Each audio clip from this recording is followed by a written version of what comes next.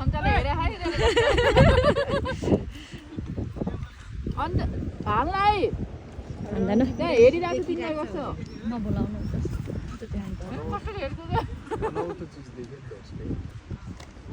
फुल खानु पर्यो फुल खायो